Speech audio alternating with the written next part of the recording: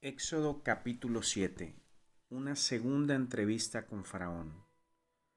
Aquí se anima a Moisés a entrevistarse nuevamente con el rey, pero no como antes, en la actitud de un humilde suplicante, sino ahora armado con credenciales como embajador de Dios y para hacer su demanda en un tono y de una manera que ningún monarca o cortes terrenales jamás habían contemplado. Dios le dice a Moisés: yo te he constituido como un Dios para el faraón. O sea, él había de obrar en este asunto como representante de Dios y hablar en su nombre y ejecutar cosas fuera del curso ordinario de la naturaleza. Dicen los orientales, familiarmente, hablando de un hombre que es eminentemente sabio, dicen, él es un Dios entre los hombres. Y de Aarón Dios dice, será el profeta, o sea, el intérprete o interlocutor. Le dice también que Faraón no le oirá, pero que la obra había que hacerla de todos modos. Aunque los egipcios no querían conocer a Dios, le habían de conocer para bien o para mal. Moisés y Aarón hicieron todo como Jehová les mandó. Tenía Moisés 80 años y Aarón 83. La primera vez que Moisés se presentó a Faraón, le comunicó solo sus instrucciones, pero ahora Dios le ordena que presente sus credenciales ante Faraón y así lo hace. Faraón le dirá, muéstrame una señal, no por deseo de convencerse, sino con la esperanza de que no hicieran nada. Dios le da órdenes, por tanto, para que conviertan la vara en serpiente. Aarón arrojó su vara al suelo y se hizo una culebra. Este milagro fue muy apropiado, no solo para llenar de asombro a Faraón, sino para aterrorizarlo. Aunque este milagro era demasiado evidente como para ser negado, se intenta quitarle fuerza persuasiva mediante la imitación que de él hicieron los magos. En este enfrentamiento, Moisés se llevó claramente la victoria, pues la serpiente en que había convertido la vara de Aarón devoró a las otras, lo cual era suficiente para haber convencido a Faraón eh, para que él supiese de qué lado estaba la verdad. Pero Faraón no se dejó persuadir por ello.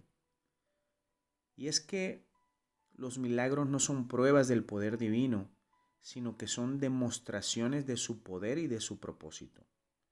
No son conclusivos en sí, tienen que ser aceptados por la fe. El faraón los vio y no creía. Israel los vio y creía. Sin embargo, aún ellos se olvidaron pronto de esa experiencia. Los milagros señalan a un significado más allá del hecho mismo. Se pierde su valor si no se los entiende. Entonces, son indicaciones del propósito salvífico del Señor.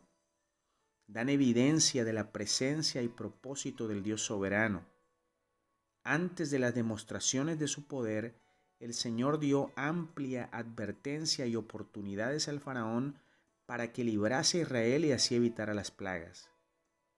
La fe de Israel se basa en los grandes milagros que Dios hizo a su favor y sobre todo en el más grande de ellos, que es la salvación, cuya prueba se encuentra en la libertad que Dios hizo para ellos. De igual manera, el más grande de todos los milagros para nosotros es que el Hijo de Dios se hizo hombre, habitó entre nosotros, murió por nuestros pecados y venció a la muerte resucitando al tercer día. Sin embargo, si no se cree esto, ese milagro pasa a ser una simple historia dudosa. Pero para quien lo cree, se convierte en el centro de su vida y la base firme de su esperanza, pues Cristo viene a ser la respuesta a todas las dudas y necesidades de aquel que cree. Dios no hace milagros para la diversión popular ni para satisfacer una curiosidad escéptica. El milagro siempre tiene un propósito redentor e instructivo. Cuando el faraón pidió que le mostrasen señales o prodigios, se le dio a ver el milagro de la vara. el cual tenía dos propósitos. Uno era convencer al faraón que Jehová había enviado a Moisés para librar a su primogénito. El segundo fue el de convencer a Israel de que la liberación vendría por medio del poder divino y no por su propia capacidad. Dios, a través de Moisés, iniciaba no solo una liberación milagrosa de su pueblo, sino que también iniciaba un conflicto teológico entre la fe de los israelitas y la fe de los egipcios. Los egipcios y los cananeos consideraban que la creación estaba unida con la naturaleza de sus dioses. Israel veía la naturaleza como la creación de Dios. Así pues, los hebreos evitaban el peligro del panteísmo, el cual iguala a Dios con la creación, y el peligro del deísmo, que niega el control de Dios sobre el mundo que ha creado. Los israelitas entendían que Jehová tenía el señorío sobre la historia, sobre la creación, y que todo estaba bajo su control. La diferencia del pensamiento teológico era abismal. Los dioses de Egipto eran un invento humano. El Dios de Israel, en cambio, se había manifestado a su pueblo, y ahora probaba con poder que su palabra era firme y su cumplimiento indetenible. Los egipcios consideraban al faraón como un dios poseedor de poderes sobrenaturales.